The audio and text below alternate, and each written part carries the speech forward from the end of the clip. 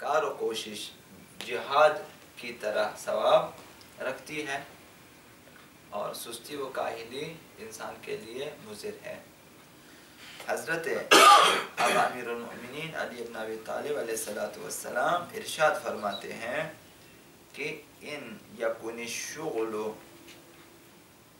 مجہدۃ فاتصال الفراغ مفسدہ، اگر کام سخت ہو تو بھی کرنا چاہیے، کیونکہ فارغ رہنا فساد کا باعث ہے، خرابی کا باعث ہے۔ انسان اگر فارغ بیٹھے بوڑھا ہو جائے گا، وہ بہت جلد فرسودہ ہو جائے گا۔ جب آپ فارغ بیٹھیں گے ذہن آپ کا دنیا بھر کے خیالات میں کھو جائیں گے، لہٰذا انسان کو لیے مصروف رہنا ضروری ہے۔ مصروف رہنا ہے تو اچھی چیزوں میں مصروف رہیں، نہ گیموں میں مصروف رہیں، صبح شام گیم چلا رہے، وہ بھی تخیلات ہیں، خیالی اعزاز، چونکہ حقیقت نہیں ہے۔ حضرت آقا امام باقر علیہ السلام ارشاد فرماتے ہیں الکسل یضر بالدین والدنیا، سستی دین و دنیا دونوں کے لیے نقصان دہ۔ سستی، جو شخص سست ہے وہ عبادت بھی نہیں کر سکتا کیونکہ سستی ہے، نماز نہیں پڑھتا، سستی ہے۔ ماں اپنے بچے کو دودھ پلانے کے لیے بیدار ہو جاتی ہے، بچہ جب روتا ہے بیدار ہو جاتے ہیں، اذان جب دی جائے ماں بیدار نہیں ہوتی، خدا متعال کی پکار پہ ماں بیدار نہیں ہوتی، سستی آتی ہے، نماز نہیں پڑھتی۔ تو یہی ماں جو رات کو کئی بار دودھ پلاتی ہے اٹھ کے نماز شب بھی پڑھ سکتی ہے، نہیں پڑھے۔ میں نے پہلے بھی عرض کیا بارہا کہ صرف اور صرف جو ہے روزانہ جو ہے 50 روپے کا اعلان کریں آپ، ڈیلی 50 روپیہ، جو بھی صبح نماز میں ہوگا 50 کا نوٹ آپ تقسیم کریں۔ آپ دیکھیں مسجد میں چند دنوں کا جگہ نہیں ہوگی، فجر کی نماز میں جگہ نہیں ہوگی، روزانہ آپ 50 روپے تقسیم کریں فجر کی نماز کے لیے، کہ کوئی حاجی جو کہ لاکھ پتی ہو، کروڑ پتی ہو، وہ مثال چند بنڈل دے دیں ہمیں کہ ہر صبح یہ فلاں حاجی کی طرف سے فجر کی نماز گزاروں کے لیے ہے، ہدیہ ہے، مثال جو بھی انعام، مثال جو بھی ہدیہ ہے، نظر ہے، نیاز، جو بھی سب کچھ ہو سکتا ہے بغیر کسی اس کے کی تشویق کے لیے مؤلف قلوب۔ تو آپ دیکھیں گے کہ ہر روز وہاں پر سے 50 روپے مل جاتے ہیں، آپ دیکھیں گے کہ جو لوگ نماز نہیں پڑھتے وہ بھی آئیں گے صبح۔ یہ میرا ایسا نہیں کہ 50 روپے کی خاطر وہ اٹھیں گے اور آئیں گے۔ اور اچھا تجربہ ہے، اس سال پانی کی قلت ہو گئی، 4 بجے موٹر چلانے کے لیے گلی والے بیدار ہو جاتے ہیں تاکہ پانی آنا ہے، تاکہ ٹینکی میں پانی فل ہو جائے، تو 4 بجے اٹھ کے رات کو نماز کے لیے نہیں آ سکتے، ان مسجد میں نہیں آ سکتے، اپنے گھر کے پانی کے انتظام کے لیے کھڑے ہو جاتے ہیں، بیدار ہو جاتے ہیں، اٹھ جاتے ہیں، سردی میں باہر آ جاتے ہیں، موٹر چلاتے ہیں، پانی چیک کرتے ہیں، اتنی دیر میں آپ نمازیں پڑھ سکتے ہیں فجر کی نماز۔ اپنے بچے کو اسکول پہنچانا ہے، لہذا وہ صبح بیدار رہتا ہے کہ بچہ اسکول سے غیر حاضر نہیں ہونا چاہیے، لیکن خود خدا کے بارگاہ میں غیر حاضر ہے ہمیشہ۔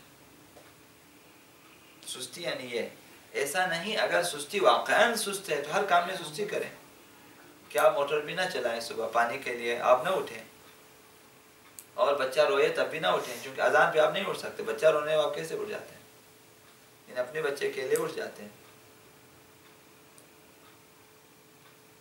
ایسا ہوتا ہے۔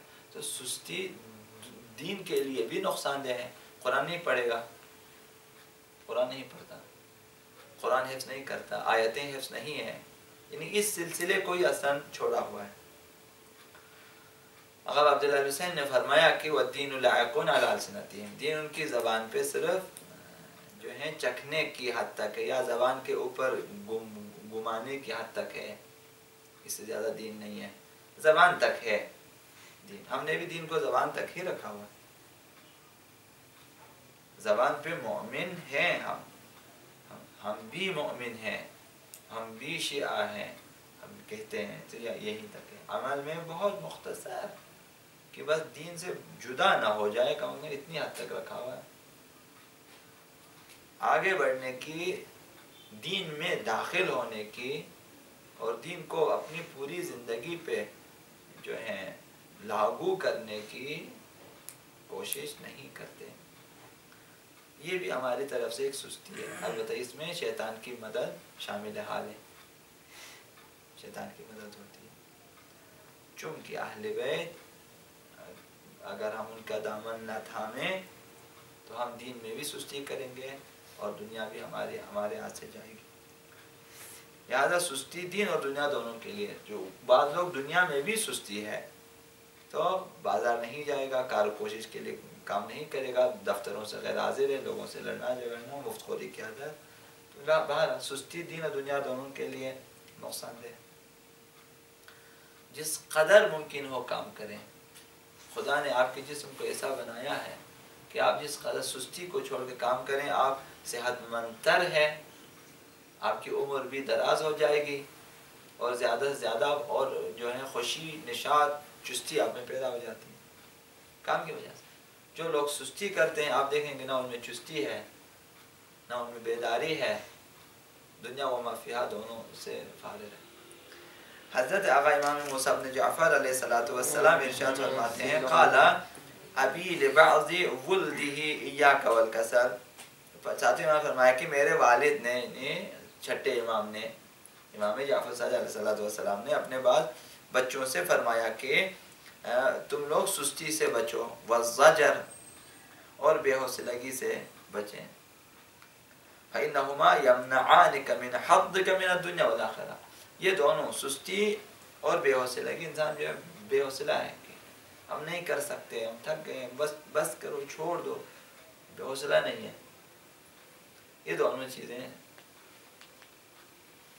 ساتھ ساتھ ہیں. جب سستی ہے تو حوصلہ بھی ختم ہے، جس کے بعد حوصلہ ہو تو سستی نہیں کرے گا. یہ دونوں چیزیں ہمیں فوائد ہے دنیا و آخرت دونوں سے روک دیں گی.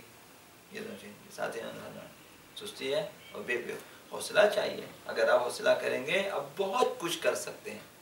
ہم لوگ بہت کچھ کر سکتے ہیں اگر حوصلہ کریں. ایک حوصلہ نہیں، کام نہیں کرتے. اور فرمایا کہ وَلَا تَكُنْ وَاهِنًا يُحَقِّرْكَ مَنْ عَرَفَكَ. سست نہ بنو، سست انسان نہ بنو کہ لوگ تمہیں دیکھ کر حقارت کا اظہار نہ کریں. جو تمہیں جانتے ہیں وہ تمہیں حقیر سمجھیں گے. سست انسان کو حقیر سمجھتے ہیں، واقعا اس کی عزت حرمت گر جاتی ہے. سست انسان کے کوئی عزت نہیں، کوئی حرمت نہیں ہے. لوگ اسے عظیم نہیں سمجھتے. جو لوگ کام کرتے ہیں ان کی کام کی عظمت ہوتی ہے. فرمایا وَلَا تَكُونُوا قُلُولًا عَلَى النَّاسِ. لوگوں پہ بوجھ نہ بنے. ایسا نہ بنو کہ تم خود لوگوں پہ بوجھ ہو، سارا بوجھ دوسرے اٹھا لیں. ہمارا بوجھ دوسرے اٹھا لیں. آپ کا جیب خرچ کوئی اور دے، کھانا آپ کو کوئی اور کھلائے، پینا کچھ. کوشش کریں کہ اپنا کام خود کریں.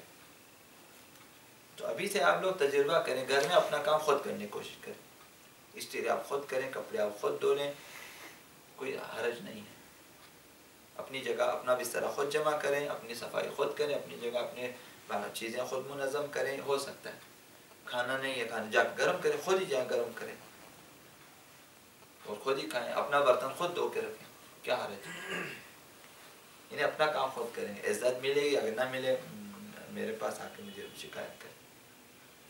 عزت آپ کو ملے گھر میں بھی باہر بھی، آپ کر سکتے ہیں. وَلَا تَكُونُوا قُلُولًا عَلَى النَّاسِ. لوگوں پہ بوجھ نہ بنو. پھر فرمایا کہ ابغض الخلق الى اللہ. خدا کے نزدیک مبغوض ترین شخص، بدترین شخص جسے خداوند نفرت کرتا ہے، مبغوض ہے، خداوند دشمن رکھتا ہے اسے. ابغض الخلق الى اللہ جیفۃ باللیل. مردار شب، رات کو مردار اس طرح سوتے تھے. مردار سوتے ہیں نا ایک ساتھ بے جان.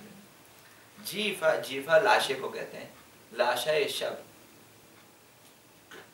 بطال بالنہار، اور دن کو بیکار اور سست ہے، دن کے وقت روشنی میں دن کے وقت سستی کرتا ہے، کاہلی ہے، اور رات کو مردار کی طرح سوتا ہے، خراٹے لینا۔ فرمائی خدا کے نزدیک بدترین شخص ہے، نہ رات کو کسی کام کا ہی ہے نہ دن کو۔ کوشش کریں، عظمت کام میں ہے، دیکھو کہ میں کیا کام کرتا ہوں صبح سے شام، رات کو دن کو، اگلے دن کا برنامہ ہونا چاہیے ذہن میں کہ کل میں نے کیا کرنا ہے، پرسوں میں نے کیا کرنا ہے، جی کام کرنا چاہیے، اگلے دن کا سالہ سال کا کی پوری عمر کا برنامہ ریزی ہونی چاہیے کہ میں نے آخر عمر تک اپنے لیے 120 150 سال کا لگا کے رکھیں کام، لیکن میں نے انشاءاللہ 150 سال تک زندہ رہوں، میں نے کام کرنا،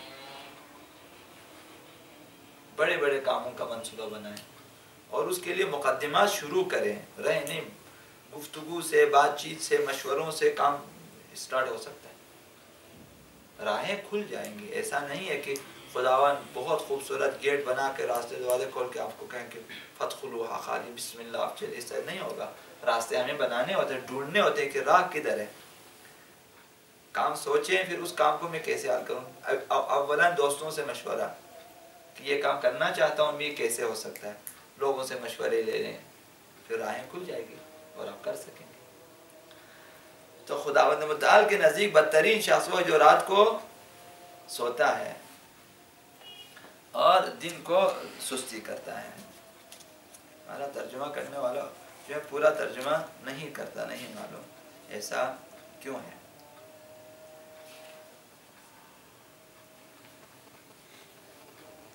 ابغض الخلق الى اللہ جیفۃ باللیل،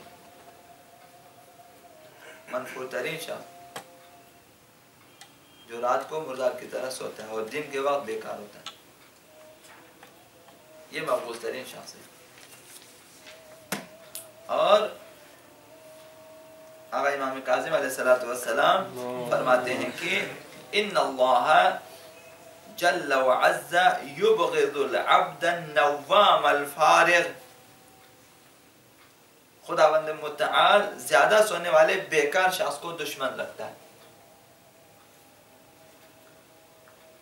جو بہت زیادہ سوتا ہے اور بیکار ہے،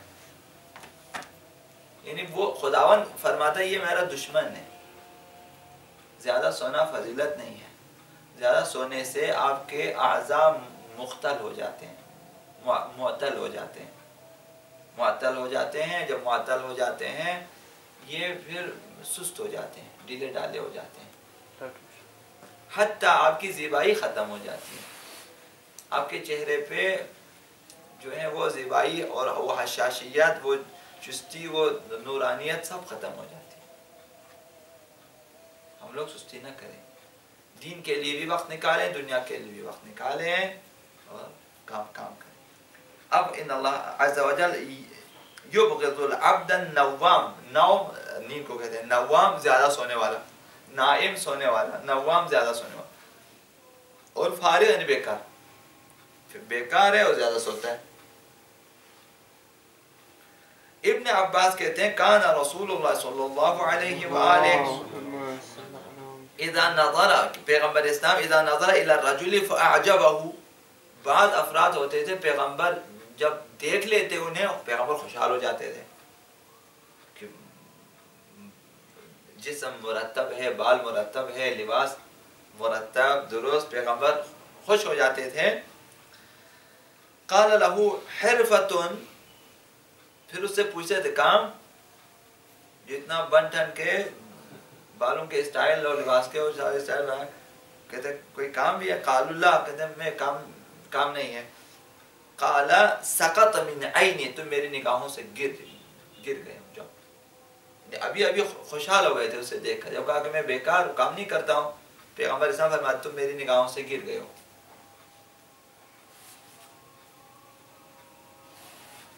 تو میری نظروں سے گر گئے۔ قیل وکیف ذاک یا رسول اللہ، سوال کرتے کہ اے اللہ کے رسول کیسے ایک دم میں نظروں سے گر گیا؟ قال لأن المؤمن، مؤمن یہاں پہ لوگ نہیں ہے، انسان نہ، مؤمن، لأن المؤمن اذا لم يكن له حرفہ، مؤمن اگر کوئی کام اور کوئی پیشہ نہ ہو یعیش بدینہ تو وہ دین فروشی کرتا ہے، یعنی دین کے ذریعے کماتا ہے. قرآن بیچ کے پیٹ پالتا ہے، دعائیں بیچ کے پیٹ پالتا ہے، زیارت عاشوراء بیچ کے پڑھتا ہے پیٹ پالتا ہے، دین بیچتا ہے. پھر نمازیں بیچتا ہے، لوگوں کی نمازیں لے آتا ہے پیسوں پہ. اسی طرح عزاداری بیچ کے لوگ اپنے نوحے بیچتے ہیں، کلام لکھتے ہیں ان کے لیے نوحہ خانوں کی مرضی پہ ان کے ساتھ. لہٰذا وہ پھر فرمائشیں ہوتی ہے کہ کس مصرے میں میرا نام آنا چاہیے. لہٰذا جو ہیں وہ جو سنگیت والے کہتے ہیں، سنگت والے کہتے ہیں، جو ان کا نام ایک طرف، شاعر کا نام ایک طرف، نوحہ خان کا نام ایک طرف، پھر ابھی رشتہ داروں کے بھی نام ڈالیں گے. یعنی دین فروشی کی ایک قسم آپ سمجھیں. ورنہ اگر اپنا نام نہ ہو واقعا کیا وہ شاعر نہیں ہے؟ کیا امام حسین قبول نہیں کرے گا؟ کبھی ایسا ہوتا تھا، یہ استاد مولانا علامہ صفدر حسین نجفی صاحب نے فرمایا تھا جب ہم ان کے پاس جو ہے ایک حدیث کی کتاب پڑھنے ہم جاتے تھے. شیخ مفید کی کتاب تھی غالباً، جیسے حدیث جامع الاخبار کتاب تھی، ویسے ایسی چھوٹی کتاب ہوتی. انہوں نے فرمایا تھا کہ پہلے علماء اس قدر احتیاط کا کتاب لکھ کے اپنا نام نہیں لکھتے تھے، لیکن ابھی تو ضرورت ہو گئی بغیر نام کے تو کتاب پھر، لیکن پہلے مطلب اتنا احتیاط کر لیتے تھے. ابھی تو کیا آپ نے 3 مصرع لکھا، چوتھے مصرے میں ابھی اپنا نام، نوحہ خان کا نام اور علاقے کا نام پتہ نہیں. ابھی کس حد تک ترقی کی ہے. ابھی لوگوں نے نوحے میں مختلف جو ہے اسٹائل اور مختلف چیزیں، جسے جو زبان نہیں آتی اس میں بھی نوحہ پڑھتے ہیں. وہ آپ کو جو زبان نہیں آتی، اب ازبکیوں کو چھوڑیں، وہ خود اپنا نوحہ پڑھیں. اب آپ کیوں ازبکوں کا نوحہ پڑھیں؟ روسی زبان میں آپ کو کس نے کہا نوحہ پڑھیں؟ کون سمجھے گا؟ ضرورت نہیں ہے. لیکن یہ کہ چونکہ اپنی مہارت کو دکھانا ہوتا ہے. اب اس نے کتنی محنت کی ہوگی کہ کوئی روسی زبان والا جو دنیا بھر کے زبانوں کو ماہرین کو بلائیں، وہ اس شعر کو، ابھی ایک ہی شعر ہے، ایک ہی مصرے کو آپ نے 10 زبانوں میں 15 زبانوں میں ترجمہ کرایا، وہ لایا آپ نے، وہ ایک ہی جملہ ہے. یعنی چاہتے ہیں کہ میں ایک ہی نوحے میں پوری دنیا کی جو سب سے بڑی زبانیں، سب تمام اہل زبان کو میں پیغام پہنچا دوں. حالانکہ ایسا نہیں ہوتا. کوشش ہوتی ہے کہ ابھی اس میں بھی لین دین بہت زیادہ ہے.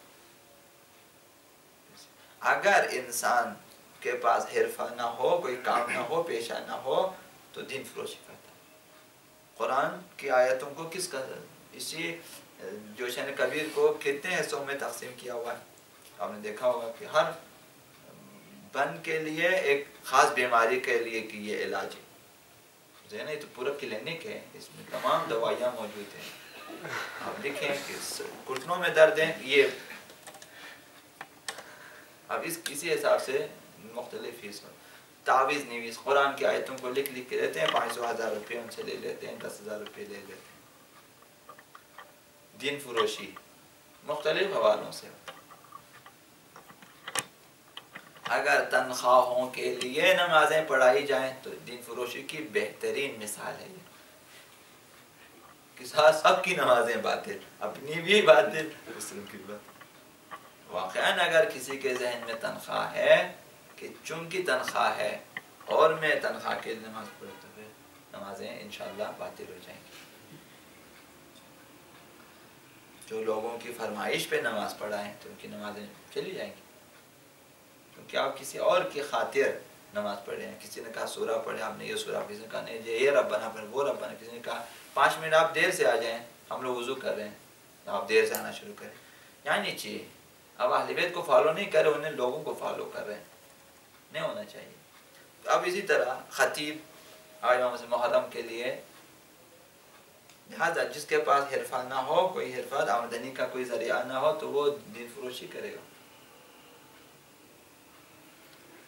یہ فرمائے پیغمبر اسلام. لہٰذا جوانوں کو دیکھتے تھے اور خوشحال ہو جاتے تھے جب پوچھتے تھے کوئی کام کرتے ہو؟ نہیں، کافر تمہاری نظروں سے گر گیا. تو وہاں سے جوانوں کو لے کر آ جائیں آپ، اب تک کے جوانوں تک آپ اسی سلسلے میں پیغمبر اسلام کی اسی حدیث کو اپلائی کریں، اپنے اوپر بھی کریں. اگر آپ کام نہیں کرتے، مفت خوری کریں گے، تو آج بھی پیغمبر کی نظروں سے ہم گر جائیں گے. اگر ہم کام نہیں کرتے اور ہمارے پاس کوئی پیشہ نہیں ہے، آمدنی کا کوئی ذریعہ نہیں ہے، تو مجبوراً آئندہ جو ہے دین فروشی کریں گے. مومن اس احساس، جو غیر مومن کے پاس دین نہیں ہے کہ وہ دین فروشی کریں. لہٰذا آپ دیکھیں کہ ابھی بچوں سے لے کر اوپر کے تک عجیب غریب قسم کے ذاکرین ابھی آئے ہوئے، داڑھی والے، بغیر داڑھی والے، لمبی داڑھی والے، چھوٹی داڑھی والے، مختلف وہ آئے ہوئے، وہ اپنے حساب سے بیان کیے جا رہے ہیں. لہذا جو ہے بیکاری انسان کے لیے بہت نقصان دہ. اگلا عنوان جو ہے وہ سحر خیزی کے بارے میں انشاءاللہ کل عرض کروں. ٹھیک ہے. محمد وعلی محمد صلی اللہ علیہ وسلم.